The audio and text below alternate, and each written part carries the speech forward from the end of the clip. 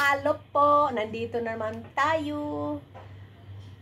Ang ating kakainin for today, adobong manok, saka pusit na, hindi ko lang alam kung anong tawag dito. Basta pinakuluan ko lang siya para mawalaan lang sa. Ito, rice natin na walang kamatayan na rice. Ayan guys. Sana po magustuhan po niyo itong aking plug-plagan, morloloy plug. Ito ang ating mukbang. Umpisa na po natin ang ating kainan portion. Unang subo sa aking mga viewers and subscriber.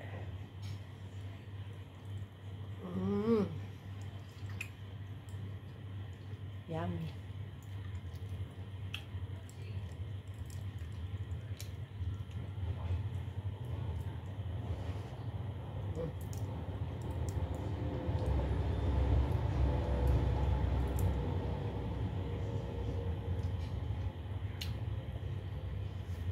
Ngayon nag-adobo ako ng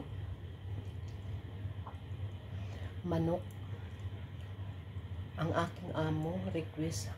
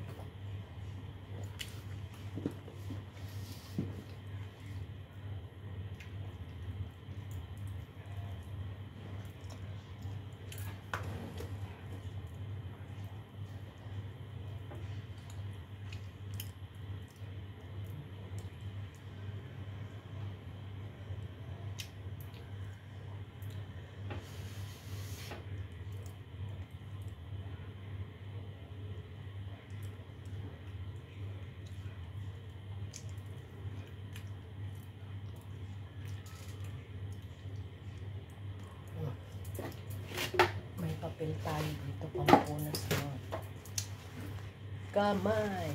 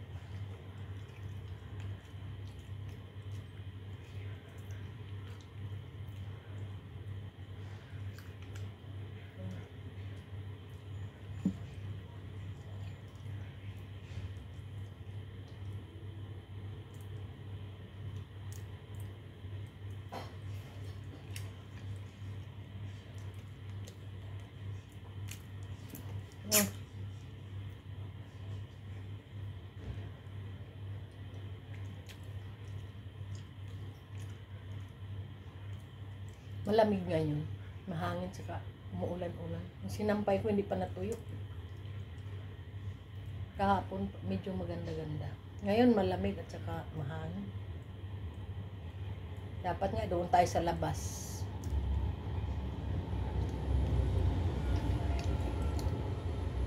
Ngayon hindi pwede kay malamig ang kapaligiran.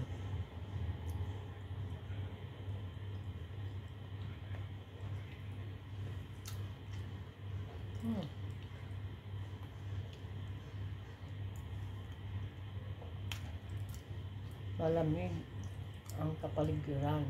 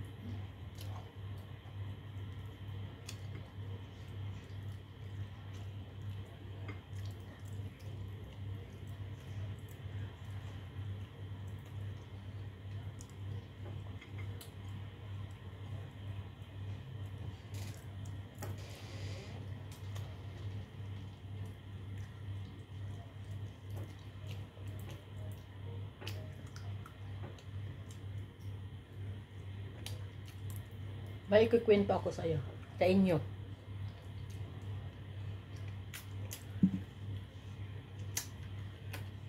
Magugulat kayo.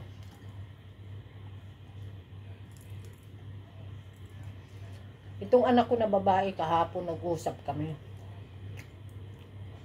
Sa Pinas, ha? Hindi yun dito.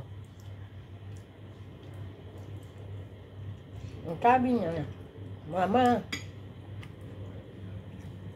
kasi yung ama nila namatay nung karaang taon ata. Tapos sinunog yun. Kumbaga abo na lang ba? Ihahatid na daw nila sa province kung saan ang mga magulang niya nakatira, kung saan din ang mga magulang niya nakalibing, yung ama nila. Tapos ngayon, sabi ng anak ko,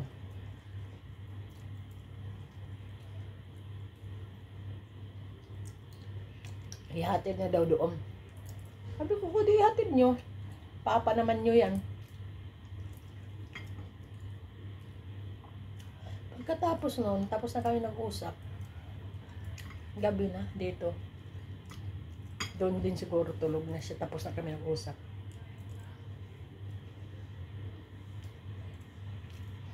Kagabi mga 8:30, magna-9 ng gabi dito. Pero maliwanag pa ng konti. Yung bintana namin sa kwarto, open yung palagi pag ganitong yung weather. Naka-open. May lumalagapak. Parang pakpak. Wala lang ako kung ano kaya yung mga kalapati na yun. Wala sa akin kasi nagsilpon ako, pero nakahiga na ako. Niwala kayo guys. Kalapati. Pumatong sa bintana namin. Hindi na umalis. Kanina lang umaga, magdamag siya doon. Hindi na umalis siya doon sa pinatungan niya bintana.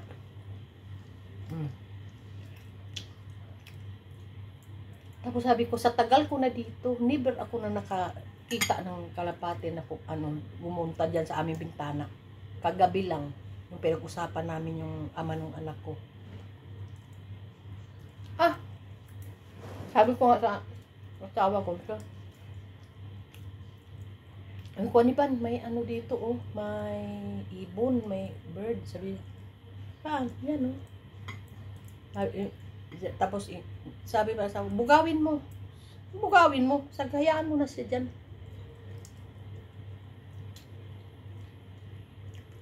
Ang asawa ko nag-ingay na para umalis. Wala, hindi siya natitinag. Diyan talaga siya natulog. Sa aming bintana, Kanina mga 6:30 ata, 6:47. Siya ka umalis. Magdamag siya sa bintana. Tapos kagabi, para kung buang, kinausap ko. Sabi ko, ikaw ba yan yung Manila? Anak ko nga, sabi ko. Silip-silip pa yung sasaan nyo.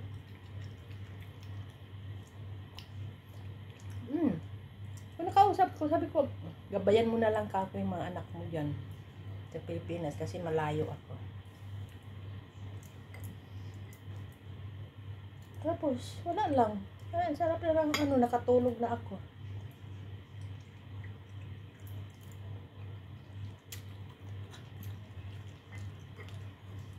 Puro o'clock, nagising ako. Umihi ako. Andoon. Tingnan ko yung bintana, andoon pa. Hindi talaga umalis. Umalis yung umaga na, maliwanag na, 6:45. Sabi ko, isip ko nga ngayong umaga, lalagyan ko ng pagkain. Lumayas na. Nausap ko talaga siya kagabi, ikaw ba yan?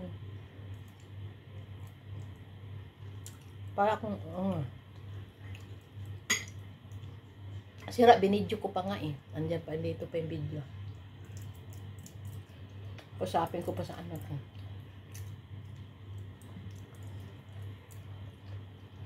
Grabe. Grabe, kinabahan ako na hindi ko maintindihan kung ang tagal ko na dito. Never ako nakakita ng kalapati na dumapo sa bintana namin magdamag.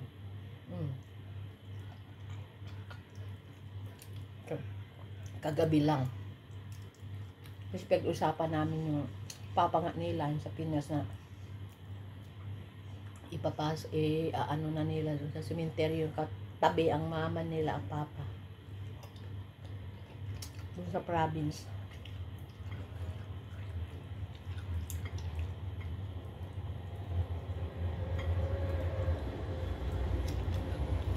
Yun pa naman, kahit ganun yun, ano sa mga anak.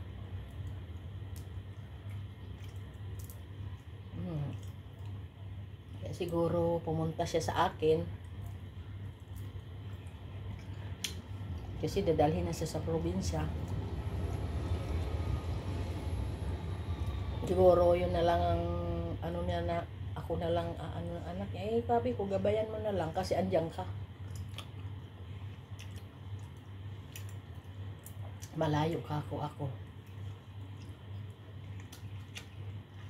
Maano yun sa mga anak niya.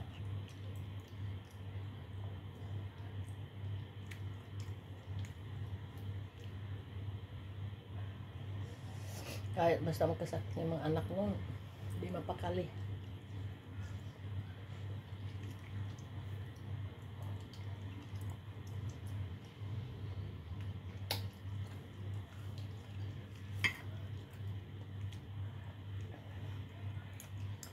Neither kami noon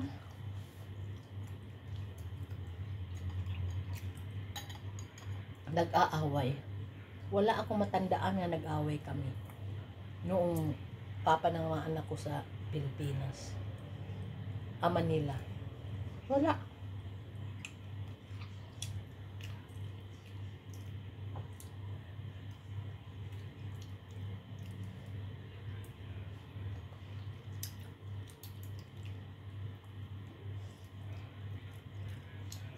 Super ano yun. Galing sa trabaho yun, pag alam niya na napagod ako, kalalaba, siyempre. Alam mo naman ang buhay sa Pinas, laba ka, mag-alaga anak, ganun. Alam na pagod ako, pag nakahiga ako, hindi na ako gigisingin niya. Kahit pagod siya ang gagawa ng pagkain namin. Ganun.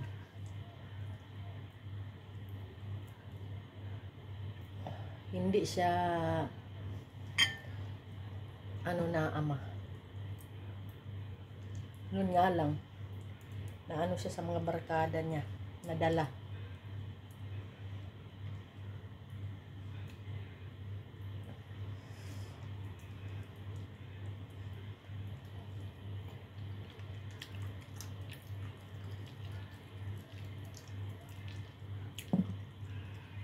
Kaya yun.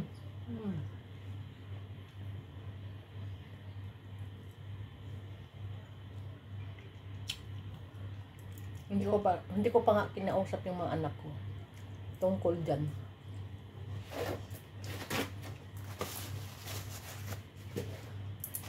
Baka bukas na kasi busy. May nilakad kasi kami ngayon.